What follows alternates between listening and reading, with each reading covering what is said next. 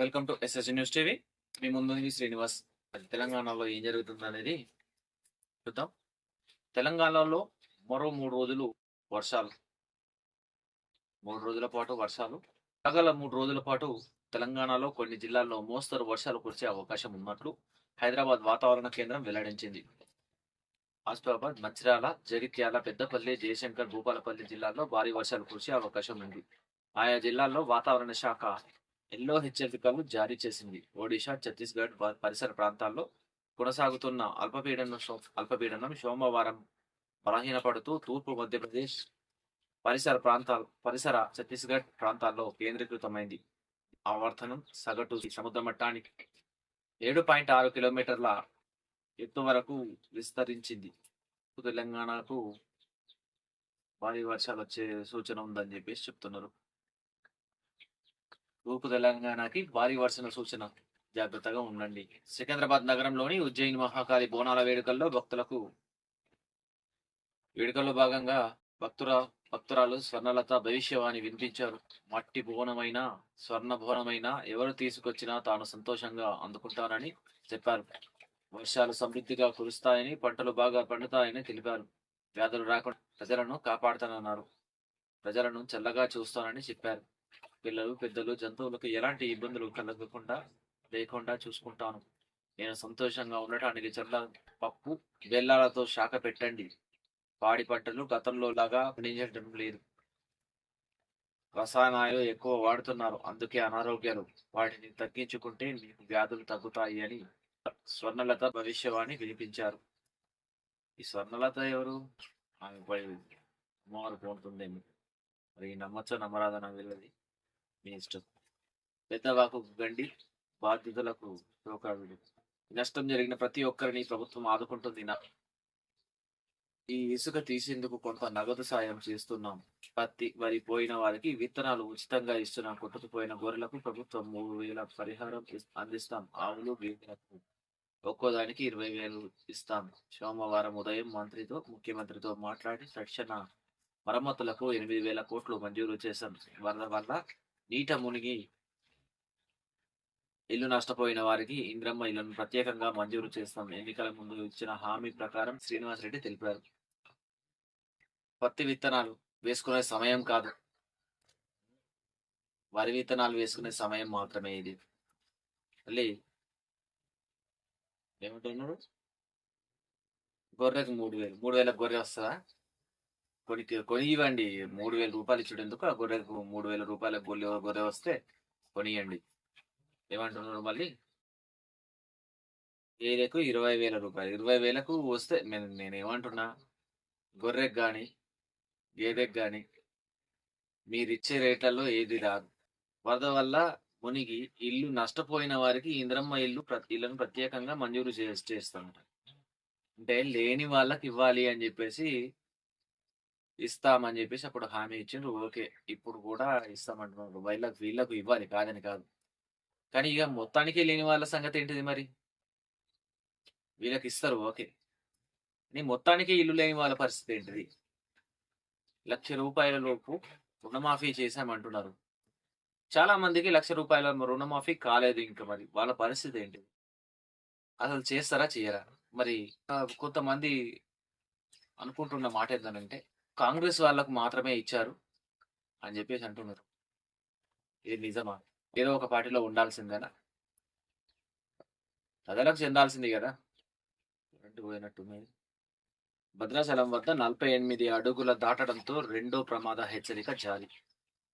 నిన్నటి రోజునంతా కూడా కొన్ని టీవీ ఛానళ్లలో దేని మీద స్పెషల్ ఫోకస్ పెట్టిండ్రు. నదిలో 11 లక్షల క్యూసెక్కుల ప్రవాహం. భద్రాచలం వద్ద 48 అడుగుల దాటడంతో 2వ ప్రమాద హెచ్చరిక జారీ.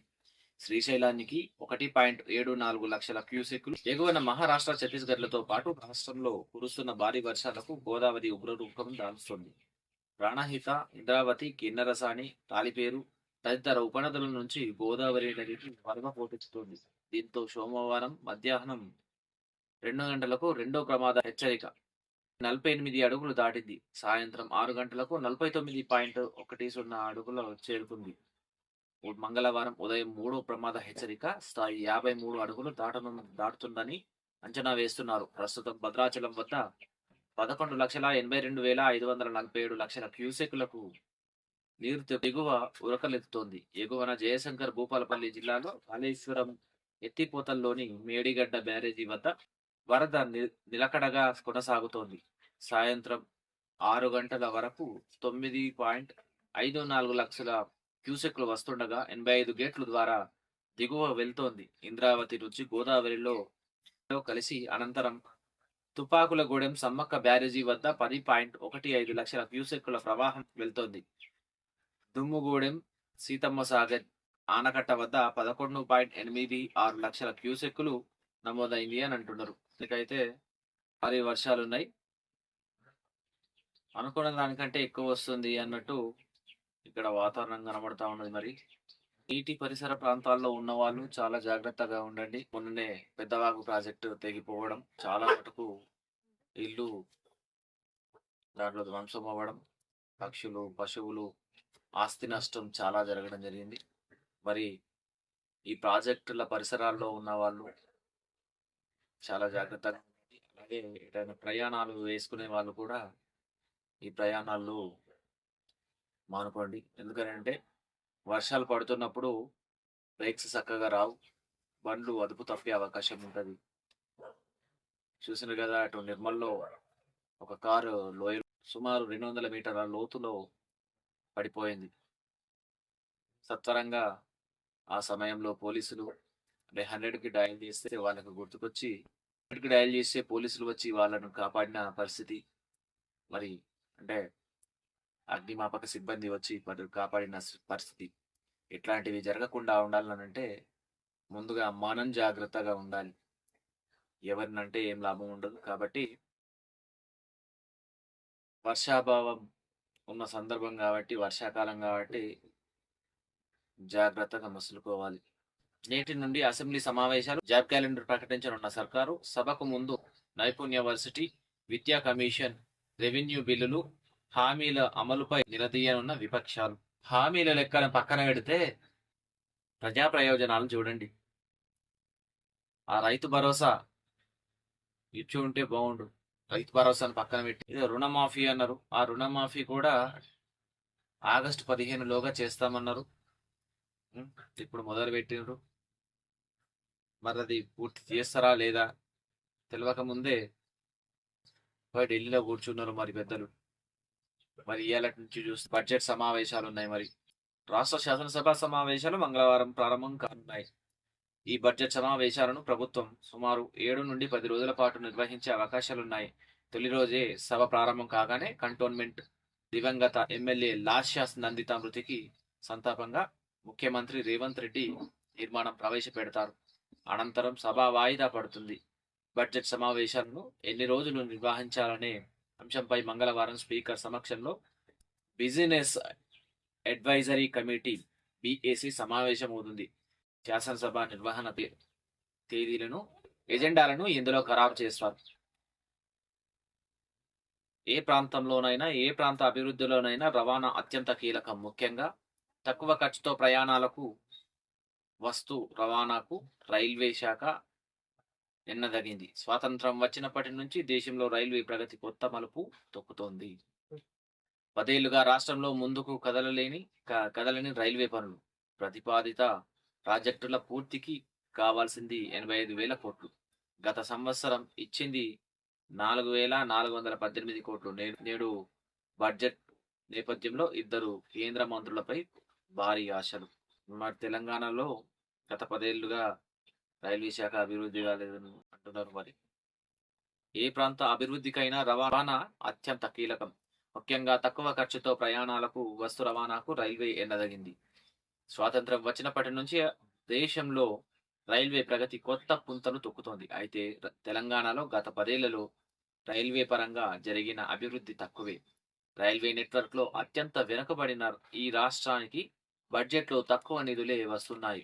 రాష్ట్రానికి ఇప్పటికే మంజూరైన 30 రైల్వే ప్రాజెక్టులు కార్యరూపం దాల్చాలంటే కనీసం 85,000 కోట్లు అవసరమని అంచనా.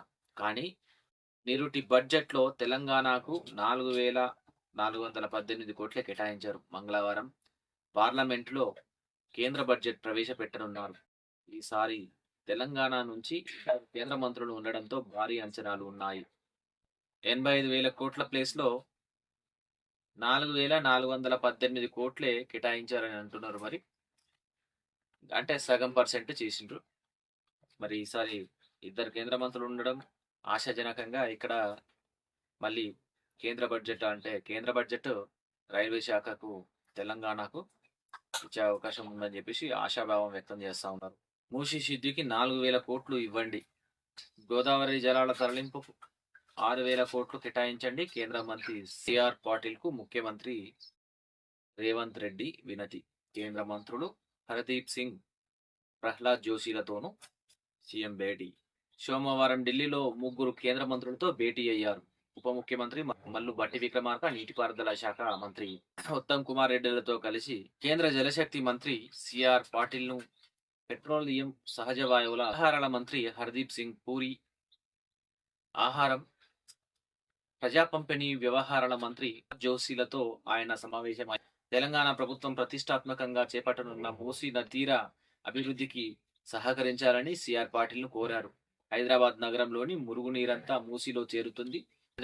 జాతీయ నదీ పరిరక్షణ ప్రణాళిక కింద మూసీలో మురుగునీటి శుద్ధి పనులకు 4,000 కోట్లు ఇవ్వండి.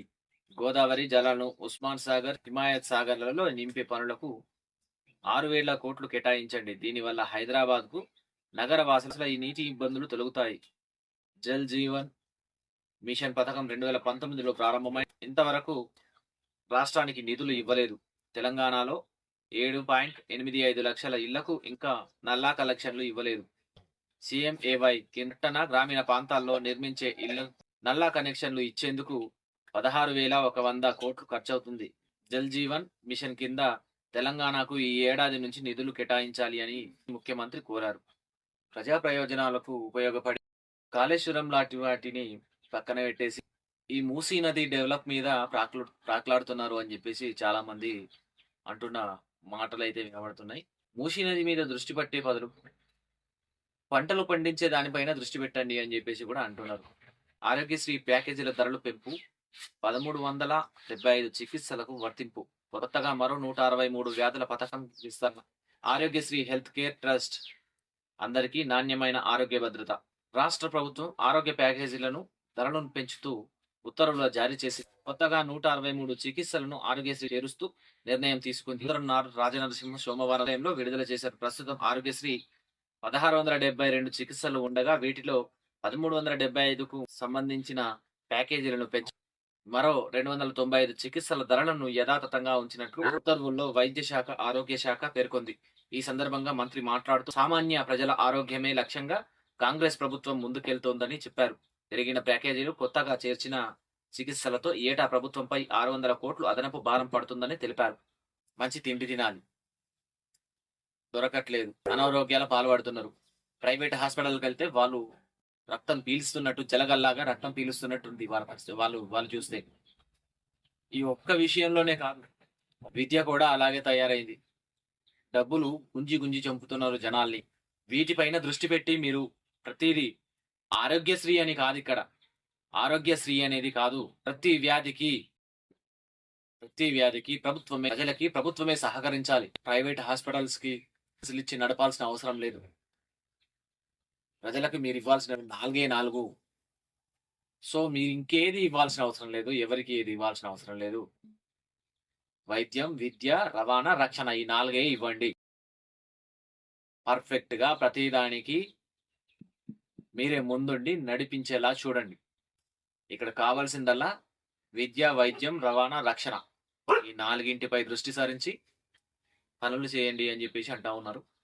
మరి ఇవాల్టి న్యూస్, మరి తిరిగి రేపు కలుద్దాం. అంతవరకు సెలవు.